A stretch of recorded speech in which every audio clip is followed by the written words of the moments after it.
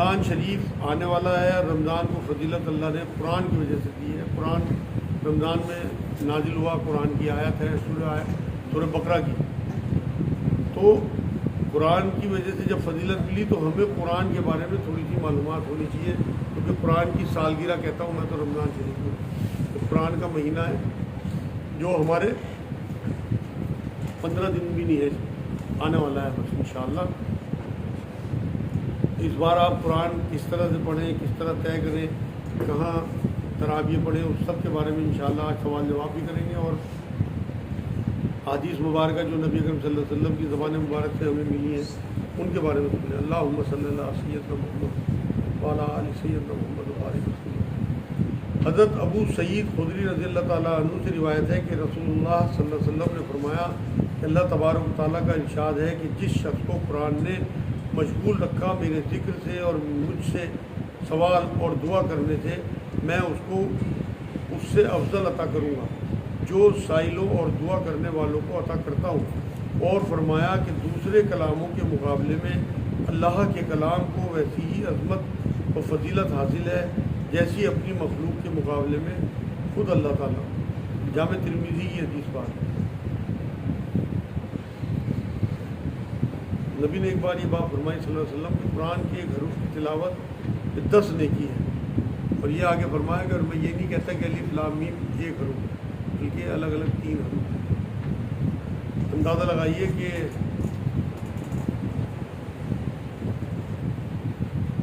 یہاں اسی حدیث میں یہ بات بھی کہی کہ جس طرح سے اپنی مخلوق پہ اللہ کو فوقیت حاصل ہے، ایسے قرآن کو تمام کتابوں میں فوقیت حاصل ہے کہ ادنا سی مخلوق اتنا شان والا اللہ، ویسے ہی اس کا شان والا کلام ہے۔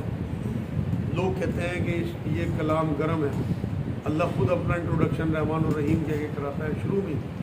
آپ بسم اللہ سے شروع کرتے ہو، الحمد شریف میں بھی رحمان الرحیم کہا، تو اس کا کلام کبھی گرم ہو سکتا ہے؟ یہ سب لوگوں کی اڑائی ہوئی باتیں ہیں۔ اللہ ٹھنڈا، اللہ کلام ٹھنڈا۔ اگر اللہ گرم ہو تو اس کا کلام بھی گرم ہے۔ اللہ تو رحمان الرحیم ہے، وہ تو معاف کرتا رہتا ہے آپ کے پل پل گناہوں کو۔ حضرت عثمان رضی اللہ تعالیٰ عنہ سے روایت ہے کہ رسول اللہ صلی اللہ علیہ وسلم نے فرمایا کہ تم میں سے بہتر اور افضل بندہ وہ ہے جو قرآن کا علم حاصل کرے اور دوسروں کو اس سے تعلیم دے۔ صحیح بخاری کی حدیث پاک۔ تو جو قرآن سیکھے اور سکھائے وہ دا بیسٹ ہے۔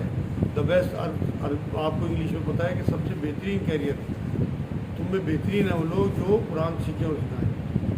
ایک بار یہ فرمایا نبی اکرم صلی اللہ علیہ وسلم نے کہ قرآن کے جو آیات ہیں، مطلب خوبصورت پہلو اس کے علم و حکمت کے، وہ کبھی ختم نہیں ہوں گے قیامت تک۔ ایک بار فرمایا علماء قرآن سے کبھی سیر نہ ہوں گے۔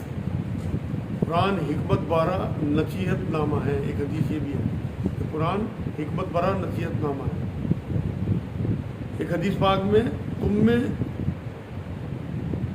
یہ آخری خطبے کا جملہ ہے نبی اکرم صلی اللہ علیہ وسلم، تم میں ایک ایسی نعمت چھوڑے جا رہا ہوں، اگر تم مضبوطی سے اسے تھامے رکھو گے تو کبھی گمراہ نہ ہوگے، اور وہ نعمت اللہ کی کتاب قرآن مجید ہے۔ خطبہ حجۃ الوداع میں یہ بات کہی تھی۔ ایک بار اور فرمایا تھا نبی نے کہ قرآن فیصلہ کن کلام ہے اور اس میں کوئی بے فائدہ بات نہیں ہے۔ آخر خطبے میں صرف قرآن کا نام لیا۔ اس کے بعد آگے بڑھے نبی اکرم صلی اللہ علیہ وسلم حج کے بعد، تو ایک جگہ قیام فرمایا، صحابہ ساتھ تھے، اس وہاں بھی خطبہ دیا، تو وہاں فرمایا میں تم میں 2 چیزیں چھوڑے جا رہا ہوں، اگر انہیں تھامے رکھو گے تو انشاءاللہ تم گمراہ نہیں ہوگے، ایک قرآن اور ایک میری سنت۔ اور آگے بڑھے تو ایک اور خطبہ فرمایا، بہت تھوڑے صحابہ تھے، وہاں 3 چیزوں کا ذکر کیا کہ میں تم میں 3 چیزیں چھوڑے جا رہا ہوں، اگر تم انہیں تھامے رکھو گے تو گمراہ نہیں ہوگے، ایک اللہ کا کلام، ایک میری سنت اور ایک میری اہل بیت۔ یہ میں نے اس لیے وضاحت کر دی کہ بہت سے لوگ یہ کہیں گے کہ خطبہ جو حجۃ الوداع خطبہ ہے اس میں 3 چیزیں ہیں۔ یہ اسی سفر میں 3 خطبے ہیں جن میں الگ الگ چیزیں نبی نے اس طرح سے بیان کی، لیکن قرآن تینوں جگہ کا۔ قرآن ہمارے لیے اہم ترین چیز ہے، اس لیے کیونکہ اللہ کا کلام ہے، کلام صفت ہوتی ہے کسی کی۔ حضرت ابن عباس رضی اللہ تعالیٰ عنہ سے روایت ہے کہ رسول اللہ صلی اللہ علیہ وسلم نے فرمایا کہ بے شک وہ شخص جس کے پاس قرآن کا کچھ حصہ نہیں ہے وہ ویران گھر کی طرح ہے۔ جامع ترمذی کی حدیث پاک ہے۔ حضرت عمر بن الخطاب رضی اللہ تعالیٰ عنہ سے روایت ہے کہ رسول اللہ صلی اللہ علیہ وسلم نے ارشاد فرمایا کہ اللہ تعالیٰ اس کتاب یعنی قرآن مجید کی وجہ سے بہت سو کو اونچا کرے گا اور بہت سو کو نیچا کرے گا. صحیح مسلم کی حدیث پاک ہے. یہ بڑی ایک حساب سے خوشخبری سنانے والی بھی اور ڈراوے والی حدیث ہے. اگر ہم قرآن پہ عمل کریں گے، اسے اپنا امام مانیں گے، تو یہ ہمیں وہاں پہ اونچا کرے گا قیامت میں، ورنہ یہ ہمیں نیچا کرے گا.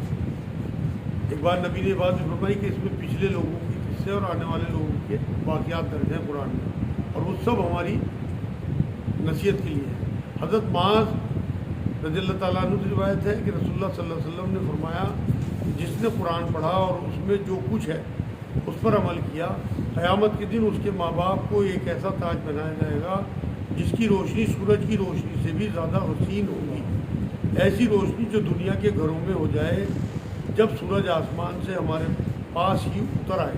مطلب اگر آسمان سے سورج اتر آئے اور اس کی گرمی ٹھنڈی کر دے اللہ پاک، تو کتنا روشن کر دے جب اتنی دور سے اتنی روشنی ہے. میں جس اتر آئے پھر تمہارا کیا گمان ہے خود اس آدمی کے بارے میں جس نے خود یہ عمل کیا ہو. مسند احمد کی حدیث پاک ہے.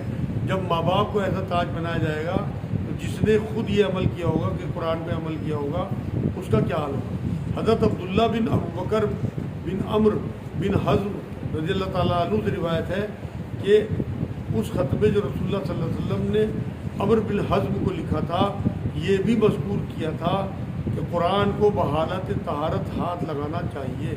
مطلب ناپاکی کی حالت میں قرآن کو نہیں چھونا چاہیے. موطا امام مالک سے ہے یہ حدیث. نبی نے ایک بار ایک حدیث پاک اور ایک بار یہ بات فرمائی صلی اللہ علیہ وسلم کہ حیضہ اور جنبی نہ چھوئے.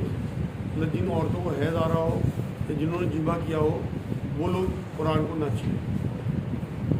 حضرت ابو موسیٰ رضی اللہ تعالیٰ عنہ سے روایت ہے کہ رسول اللہ صلی اللہ علیہ وسلم نے فرمایا کہ اس قرآن کا پورے طور پر خیال رکھو، اس لیے کہ اس ذات کی قسم جس کے قبضے میں میری جان ہے یہ آسمانوں کے سینے سے اس سے بھی جلد بھاگ وہ انسانوں کے سینے سے اس سے بھی جلد بھاگ جانے والا ہے جیسا کہ اونٹ اپنی رسی توڑا کر بھاگ جاتا ہے. صحیح بخاری صحیح مسلم کی حدیث پاک ہے. مطلب آؤٹ آف پریکٹس نہیں ہونا. آج ہم دیکھ رہے ہیں کہ لوگ جو ہیں قرآن سے دور ہوتے جا رہے ہیں. موبائل نے بالکل ختم کر دیا. پہلے تو تلاوت آتی بھی تھی گھروں سے، آوازیں تلاوت کی صبح کے ٹائم. اب تو بالکل فارغ ہیں لوگ. سارے تو نہیں، مطلب 90% لوگوں کا یہی حال ہے کہ قرآن سے دور ہو گئے. حضرت ابو ہریرہ رضی اللہ تعالیٰ عنہ سے روایت ہے کہ رسول اللہ صلی اللہ علیہ وسلم نے فرمایا قرآن 5 صورتوں یعنی حکموں پر نازل ہوا ہے: حلال، حرام، محکم، متشابہ اور امثال. بس تم حلال پر عمل کرو، حرام سے بچو، محکم کی پیروی کرو، متشابہ پر ایمان لاؤ اور امثال یعنی مثالیں ان سے عبرت حاصل کرو. بہقی شریف کی حدیث پاک. ابن ماجہ کی ایک حدیث میں اللہ کے رسول صلی اللہ علیہ وسلم نے فرمایا کہ قرآن کی ایک آیت کو سمجھ کے پڑھ لینا 100 نفل پڑھنے سے بہتر ہے. میں پہلے ہی بتا چکا کہ 100 نفلوں میں 1000 آیتیں بنتی ہیں. 7 آیتیں تو بنتی ہیں سورہ فاتحہ کی جو ہر آپ کو رکعت میں پڑھنی ضروری ہے، اور 3 آیتوں پر مشتمل چھوٹی سے چھوٹی سورت والاسر ہے.